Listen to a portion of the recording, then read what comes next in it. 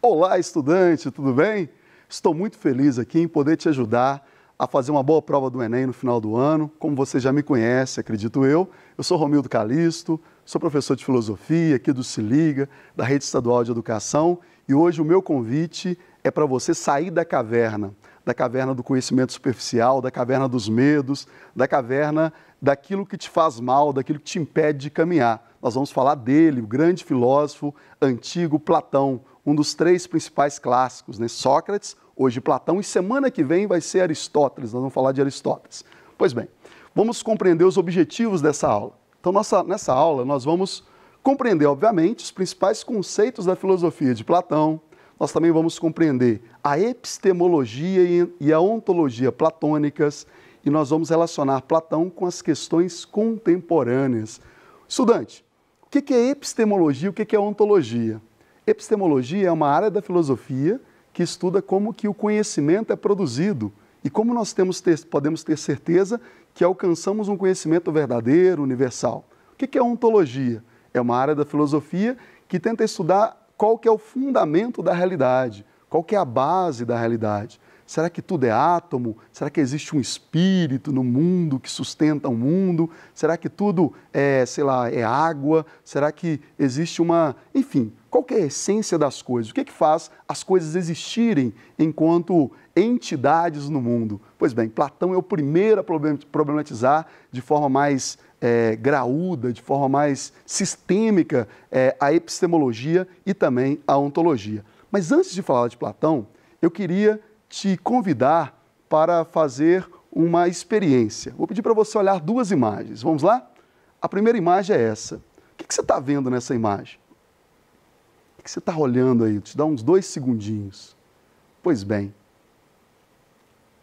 E nessa outra imagem, o que você está vendo? O que você vê nessa imagem? Bom, provavelmente você viu o óbvio, né? As duas imagens se tratam de casas. Mas você não viu só uma casa. Você viu um rosto, certo? Você viu 2 olhos aqui, uma coisa que parece um nariz, uma boca.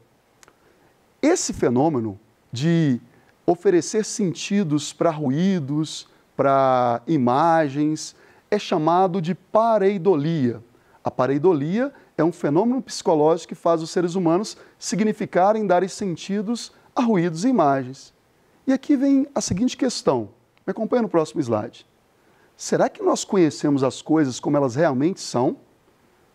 Então, se você é capaz de confundir uma casa com um rosto, um ruído, com alguma voz, alguma coisa no céu, como uma nave espacial, se a gente é capaz de se enganar com simples fenômenos da natureza, com simples ruídos ou imagens, como que a gente sabe que a nossa cabeça, que está dentro de nós, nosso cérebro, nossa mente, é capaz de traduzir o mundo exatamente como ele é? Como é que você sabe que o mundo fora de você, ele é bem representado na sua mente? Será que seus sentidos, eles não contaminam esse processo de acolhimento das impressões sensoriais? Ou seja, imagina que o conhecimento que chega até você seja uma torneira de água e que o mundo seja uma caixa d'água. Os canos que fazem a água da caixa chegar até a torneira seriam os seus 5 sentidos. Como é que você sabe que esse cano está limpinho? Você é capaz de ver o mundo de forma direta? Ou os sentidos são capazes de contaminar, de macular esse conhecimento? Pois bem, por causa desses fenômenos, muitos filósofos desconfiaram de quê? Dos sentidos. Eles desconfiaram e falaram assim, olha, o sentido, ele não é uma boa fonte de conhecimento. Então, a gente não pode traduzir a realidade de forma objetiva, porque os sentidos parecem nos enganar, já que a gente pode ser enganado por vários fenômenos. Sei lá, alguém está lavando a laje, você acha que está chovendo, você olha para o asfalto num dia quente, parece que o asfalto está molhado, e outras experiências. Quando a gente vê o sol aqui da Terra, parece que o sol é pequeno, e a gente sabe que o sol não é deste tamanho. Então, será que para a gente encontrar o conhecimento verdadeiro, os sentidos bastam? Essa ideia de me belisca para ver se eu estou sonhando é um bom critério para definir o que é real e o que não é? Pois bem, o filósofo que tratou disso, como eu já apresentei para vocês, foi esse moço aqui, o Platão. Uma curiosidade, Platão não chamava Platão, ele chamava Arístocles. Platão vem do grego platos, que significa ombros largos. Então, Platão, como um bom grego, se preocupava muito com a estética, já que a beleza, para eles, tinha a ver com harmonia, equilíbrio e proporção. Então, ele malhava demais, o crossfiteiro da filosofia. Então, ele era considerado aquele de ombros largos. Olha que Platão que você tem, né? Que ombros largos. Então, o apelido ficou. O nome dele não é Platão, o nome dele é Aristócles. Perfeito? Muito bem. Vamos falar um pouquinho sobre ele, mais informações. Tal como Sócrates, ele discordava do relativismo dos sofistas. Então vamos cá, vem aqui comigo, né? Me acompanha aqui. Os sofistas acreditavam que o conhecimento era relativo. Platão e Sócrates é discípulo de Platão, é mestre de Platão, ele vai dizer que o conhecimento pode ser universal. Ele procurava uma medida universal para o conhecimento. Lembra da frase que nós vimos na aula anterior? O homem é a medida de todas as coisas? Platão vai dizer, é possível encontrar uma medida universal para medirmos o mundo, para medirmos o conhecimento e para estabelecer uma medida verdadeira para todos os homens. Ele pertencia a uma família aristocrática de influência política. Então, Platão era da classe alta, da aristocracia da época. Ele decepcionou-se com a democracia em função da injustiça da morte de seu mestre Sócrates. Na aula passada eu expliquei o contexto da morte de Sócrates, que foi injusta. Então, Platão ele não vai gostar mais da democracia, ele vai querer outro tipo de regime político chamado sofocracia ou aristocracia dos sábios. Nós teremos uma aula só sobre isso, só sobre política antiga. Fundou a Academia, uma escola filosófica, estudou e foi influenciado por Parmênides, Pitágoras e Demócrito. Outra curiosidade aqui de Platão, para o filósofo ir ganhando vida na sua mente, ele queria fundar uma escola filosófica e aí ele acha um terreno de um cidadão grego chamado Academos. E ele, então, sem muita criatividade para colocar o nome da sua escola, ele colocou o nome da sua escola de academia. E na sua academia se ensinava filosofia, matemática, também eles se dedicavam aos exercícios físicos. Por isso que hoje nós chamamos academia, tanto lugar de fazer ginástica, quanto lugar também de fazer ginástica do cérebro, do conhecimento, como as universidades, né? Então, a academia vem de Academos, que é o cara que era dono do terreno onde Platão comprou para fazer a sua escola filosófica, né? Bom, vamos falar daquilo que é mais fundamental. Vou ler para vocês um trechinho da Alegoria da Caverna. Imaginem homens que vivem em uma caverna. Eles estão lá desde a infância, acorrentados, de modo que não podem ver o que não esteja diante deles. A luz que lhe vem de um fogo que queima por trás, ao longe. Então, a luz lhes vem de um fogo que queima por trás ao longe. Entre eles e o fogo, há um caminho cortado por um muro, semelhante ao que exibidores dispõem entre eles e o público, acima do qual manobram as marionetes. Então, aqui essa imagem que tenta ilustrar mais ou menos a caverna, essa alegoria de Platão. Então, aqui você pode ver as sombras projetadas. Essas sombras são projetadas por coisas que as pessoas carregam aqui, e essa sombra ela existe porque existe uma fogueira atrás da caverna e existe um mundo aqui do lado de fora da caverna, que seria o mundo verdadeiro, que seria o mundo, a realidade perfeita, não sombria, que é onde vai acontecer o fenômeno que eu vou contar para vocês. Então, aqui é a caverna, dentro da caverna, fora da caverna. Continuando a alegoria da caverna. Está lá no livro sexto da República, a seguinte alegoria, sexto ou sétimo da República. Ele diz o seguinte: tem uma galera lá no fundo da caverna que vê só sombras, e essas sombras, elas refletem uma realidade fora da caverna, até que um dia uma dessas pessoas, está aqui na nossa ilustração, ela sai da caverna e consegue ver o mundo de fato como o mundo é. Então ela percebe que ela estava sendo enganada, que dentro ela estava amarrada, percebe? E ela consegue tirar os grilhões, tirar as correntes e ver o mundo como o mundo é. E aí ela volta para contar para as pessoas que elas estavam sendo enganadas. Então esse cara aqui, na narrativa mítica, ele vai voltar aqui para tentar explicar para a galera que eles estão enganados. Só que as pessoas não vão entender, não vão querer acreditar, porque elas estão desde sempre acostumadas à sua bolha, ao seu mundo, à caverna. Pois bem, essa alegoria é muito conhecida e muitos traduziram ela de várias formas, de um ponto de vista mais ético, mais político, mas Platão só queria dizer uma coisa que não é muito simples, mas que dá para você entender. Existem dois tipos de conhecimento.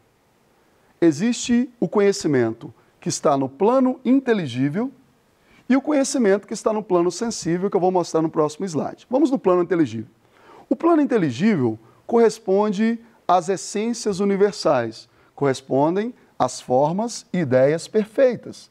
Que para Platão, essas ideias são eternas, imutáveis e incorruptíveis.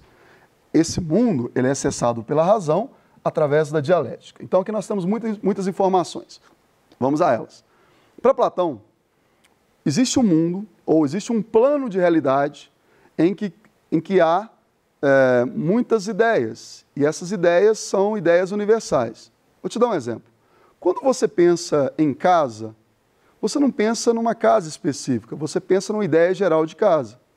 Antes da casa ser construída, ela foi um projeto na cabeça do arquiteto, ou do pedreiro, ou do engenheiro. Então, a casa construída, ela é uma produção baseada numa ideia. Platão fala que para eu conhecer, então, a casa, eu tenho que conhecer a planta, o projeto de casa. É no projeto que a verdade está. É na ideia de casa que eu vou compreender a casa como um todo. Porque se você estiver dentro dessa casa que foi construída, você vai estar conhecendo o que você está vendo, tipo um quarto, se você estiver no quarto, uma sala, se você estiver na sala. Então, para você entender a casa como um todo, é necessário que você entenda a casa na planta, entenda também o significado de casa, para que serve uma casa, e aí você entende, então, o conceito de casa. Então, veja, o Platão está dizendo que o conhecimento, ele acontece através de quê? Através da razão, e não através dos sentidos. É a razão que é capaz de acessar essas ideias perfeitas, imutáveis e incorruptíveis que estão no plano da ideia. Contudo, porém, todavia, nós, meros mortais, nós não estamos nesse plano inteligível, nós estamos no plano sensível. O que seria o plano sensível para Platão? Corresponderia ao mundo dentro da caverna, o mundo das coisas, o mundo físico, esse mundo mesmo que você está acessando agora, o seu televisor, o seu celular, o seu quarto, a sua sala, o seu caderno. Então essas coisas físicas para Platão, que nós chamamos de realidade, para Platão elas são uma simulação da verdadeira realidade. Elas são uma sombra, uma cópia. Então esse mundo que nós vivemos, ele sempre vai mudar, porque ele nasceu, ele foi gerado, então ele vai se corromper. Por isso que ele é passageiro, né, efêmero e, obviamente, corruptível. Por quê? Porque nós nascemos e vamos morrer. Sua caneta aí, ela está funcionando, um dia vai deixar de funcionar. Então, nesse mundo que nós vivemos, há a mudança. É como o rio do Heráclito, que nós vimos na aula anterior, onde tudo muda. Então, como que nós podemos obter conhecimento desse verdadeiro no mundo que é transitório? Como nós queremos o repouso naquilo que passa, a essência na aparência? Como é que nós podemos definir uma pessoa baseada apenas na nossa visão da sua aparência física, por exemplo? Impossível, não é? Então, Platão fala que esse mundo que nós acessamos pelos sentidos, o mundo da aparência, o mundo físico, ele é fonte de erro e de ilusão. Então, nesse mundo aqui, nós erramos feio.